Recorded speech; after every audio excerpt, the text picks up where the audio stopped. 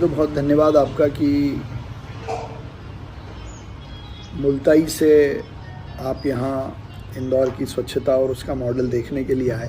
देखिए, अभी मध्य प्रदेश सरकार ने माननीय मुख्यमंत्री डॉक्टर मोहन यादव के विजन से और एक नई दृष्टि से मध्य प्रदेश को धर्म के आधार पर बढ़ाने का जो संकल्प था और चित्रकूट प्राधिकरण बनाने का काम किया है। मुझे लगता है कि मुल्ताई के सभी लोग, वहाँ के जनप्रतिनिधि एक प्लान के साथ यदि मुख्यमंत्री जी से मिलेंगे, उनको अपना ये विषय बनाएंगे कि अगर मुल्ताई प्राधिकरण बनता है या उसके डेवलपमेंट को लेकर कोई प्लान लेकर आप जाएंगे तो वो ज़रूर इस पर काम करेंगे। इसमें कोई घर से गीला सूखा कचरा अलग अलग फॉर्म में कलेक्शन अगर इसी स्पीड से चलता रहेगा तो बाकी शहरों में भी प्रोसेसिंग नंबर 1 हो जाएगी।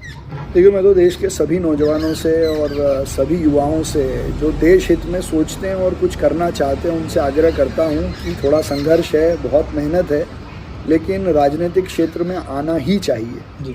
जब तक नए विचारों के लोग, नए तरीके से सोचने वाले लोग राजनीति में नहीं आएंगे तो राजनीति का चेहरा और जो मूल अर्थों में। नमस्कार, आप सभी का स्वागत है ग्रामीण मीडिया में। और मैं यश भार्गव। आज हम लोग मौजूद हैं इंदौर में, जो कि मध्य प्रदेश की एक ऐसी जगह है, महानगर है और आबादी के दृष्टि से देखें तो सबसे बड़ा ज़िला और संभाग भी है।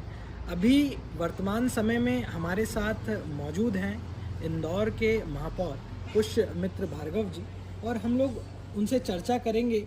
और मुख्य चर्चा में जो विषय होगा वो ये होगा कि जो हमारी पवित्र नगरी मुल्ताई है, तो इंदौर की तर्ज पर उस पवित्र नगरी के लिए क्या संदेश महापौर देते हैं, तो इसके लिए हम लोग इनसे बात करेंगे। सर, आपका स्वागत है। नमस्कार, बहुत धन्यवाद। सर, मैं आपसे आज इसलिए चर्चा करने आया हूँ क्योंकि आपका जो इंदौर है, ये इंदौर पूरे मध्य प्रदेश कह लें, पूरे भारत कह लें या विश्व में कह लें, स्वच्छता के लिए अभी वर्तमान में जाना जाता है और 7वीं बार भारत में इसकी रैंकिंग आई है। तो ये कहीं ना कहीं एक बहुत ही अच्छा विषय है। परंतु जो हमारी पवित्र नगरी मुल्ताई है, जो कि बैतूल ज़िले में पड़ती है, यहाँ पर स्वच्छता की समस्याएं मौजूद है।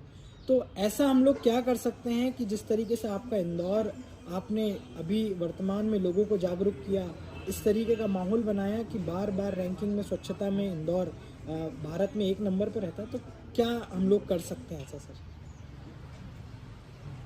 सबसे पहले तो बहुत धन्यवाद आपका कि मुल्ताई से आप यहाँ इंदौर की स्वच्छता और उसका मॉडल देखने के लिए आए। देखिए, प्रधानमंत्री नरेंद्र मोदी जी ने देश में प्रधानमंत्री के रूप में शपथ लेने के पहले गंगा किनारे से देश को स्वच्छ करने का संकल्प दिलवाया था और कहा था कि हम स्वच्छ भारत मिशन लाएंगे। ये काम कठिन ज़रूर था, लेकिन उनके संकल्प को सिद्ध करने का काम इंदौर जैसे कई शहरों ने किया। और उसके पीछे की एकमात्र ताकत ये है कि हमको स्वच्छता को ओन करना पड़ेगा, इसकी ओनरशिप लेनी पड़ेगी। जैसे हम अपने घर में कचरा क्यों नहीं फेंकते, कि हम ये मानते हैं कि ये हमारा घर है। तो शहर की गलियाँ, बैकलाइन, रोड्स, ये हमारा घर है। ये ओनरशिप जो भी शहर, जो भी कस्बा, जो भी नगर पालिका लेगी, वो अपने आप स्वच्छ होती जाएगी। और मैं ये बिल्कुल नहीं मानता हूँ कि मुल्ताई में लोग इसको ओन नहीं कर रहे हैं। मुल्ताई में भी और देश की अब हर नगर पालिका, हर छोटा कस्बा, हर नगर परिषद अपने ही नगर पालिका को, अपनी नगर निकाय को अपना घर मानती है।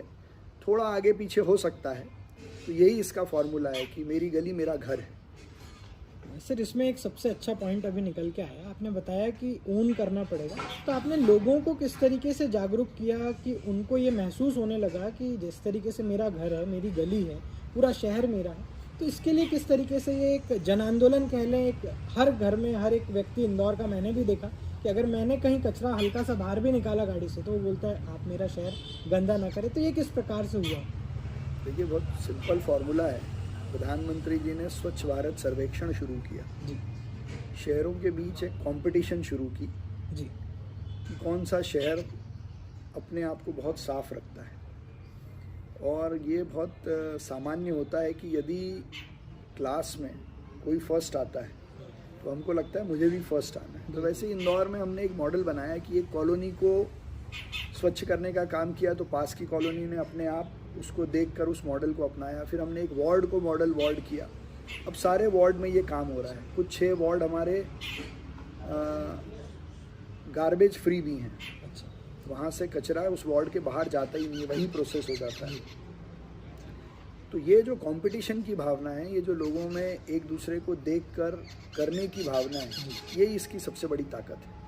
अच्छा सर, हम लोग जहाँ से आते हैं, ये मुल्ताई अपना पौराणिक महत्व बहुत रखता है, क्योंकि जो ताप्ती हैं वो विश्व की पहली नदी है, सूर्य की पुत्री है, और मध्य प्रदेश शासन ने इसको पवित्र नगरी का दर्जा भी दिया है।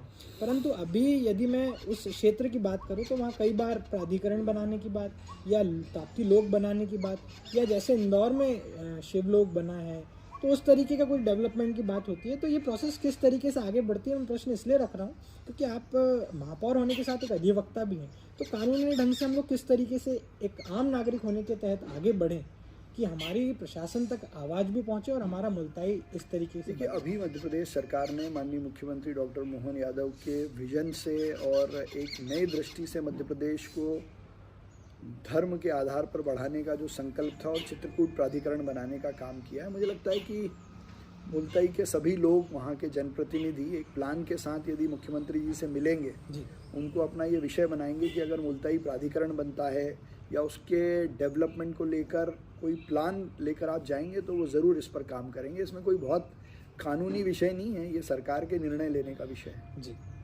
अच्छा सर, एक इंदौर में हम लोगों ने अभी बार बार पढ़ने में आता है कि वेस्ट मैनेजमेंट जो है आप लोगों का बड़ा तगड़ा है।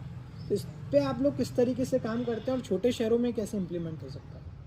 देखिए, बहुत आसान काम है जिसको सब लोग इम्प्लीमेंट कर सकते हैं। भारत में इंदौर अभी एकमात्र ऐसा देश है जो 90% कवरेज के साथ, मतलब करीब करीब 5 लाख घरों से 6 हिस्सों में अलग अलग सेग्रीगेटेड कचरा हम इकट्ठा करते हैं। तो ये सेग्रीगेशन सबसे बड़ी ताकत है। तो जब सेग्रीगेटेड कचरा गार्बेज ट्रांसफ़र स्टेशन से ट्रेंचिंग ग्राउंड पहुंचता है तो वो प्रोसेस करने के लिए तैयार होता है, उसको अलग अलग करने की ज़रूरत नहीं पड़ती है। तो घर से गीला सूखा कचरा अलग अलग फॉर्म में कलेक्शन अगर इसी स्पीड से चलता रहेगा जी, तो बाकी शहरों में भी प्रोसेसिंग नंबर 1 हो जाएगी। मतलब कुल मिला के हमको घर से ही इसके लिए जागरूक बनना पड़ेगा। अच्छा सर, ये तो हो गई स्वच्छता की बात। अब मैं आता हूँ लीडरशिप पे थोड़ा सा। प्रजातंत्र जो है हमारे यहाँ का, उसकी मजबूती के लिए एक अच्छा लीडर चुनकर हम लोग ले तो आते हैं, परंतु उनमें भी कहीं ना कहीं कमी होती है। तो आप एक पढ़े लिखे व्यक्ति हैं, महापौर हैं, तो सर जो आगामी जो मतलब जो हमारा यूथ आ रहा है, उसके लिए आप क्या संदेश देंगे कि किस तरीके से राजनीति को भी अपना करियर बना सकते हैं? देखिए, मैं तो देश के सभी नौजवानों से और सभी युवाओं से जो देश हित में सोचते हैं और कुछ करना चाहते हैं, उनसे आग्रह करता हूं कि थोड़ा संघर्ष है, बहुत मेहनत है, लेकिन राजनीतिक क्षेत्र में आना ही चाहिए। जी। जब तक नए विचारों के लोग, नए तरीके से सोचने वाले लोग राजनीति में नहीं आएंगे, तो राजनीति का चेहरा और जो मूल अर्थों में भारत के संविधान में लेजिस्लेचर का महत्व है, जी, लेजिस्लेट करने वाले लोगों का जो महत्व है, उसको बढ़ाने के लिए अच्छे लोगों को राजनीति में आना चाहिए। जी। दूसरा, देश की आज़ादी के बाद जिस तरीके से देश ने ग्रोथ की है, तो आप उदाहरण के लिए अगर देखना चाहें तो 74वां भारत का जो संविधान का संशोधन है, जी, उसमें नगरीय निकायों को शामिल किया गया, नगरीय निकायों को मजबूत बनाने का काम किया गया।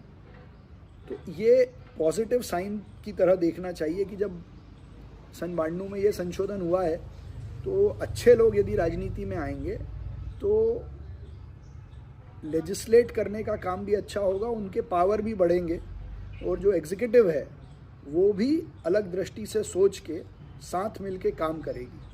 अभी कई बार ये संघर्ष रहता है कि एग्जीक्यूटिव कहीं ना कहीं कामों पे अपना प्रभाव रखती है, पर वो तभी संभव है जब लेजिस्लेट करने वाले लोग उनको बता पाएँ कि लेजिस्लेचर का इंटेंशन ये कानून इसलिए बना है। अच्छा सर, अंतिम प्रश्न मैं रखूँगा। मुल्ताई एक कह लें तहसील प्लेस है और ज़िला बनने की बस कगार हम लोग सालों से संघर्षरत हैं कि हमारा ज़िला बन जाए, परंतु वहाँ पर रोज़गार के अवसर बहुत कम हैं। तो सर किस तरीके से हम उस मामले में आगे बढ़ सकते हैं, ये थोड़ा सा मैं आपसे देखिए, रोज़गार की अपार संभावनाएं हैं। सबको नौकरी मिलेगी ये तो किसी भी फॉर्मूले में संभव नहीं है।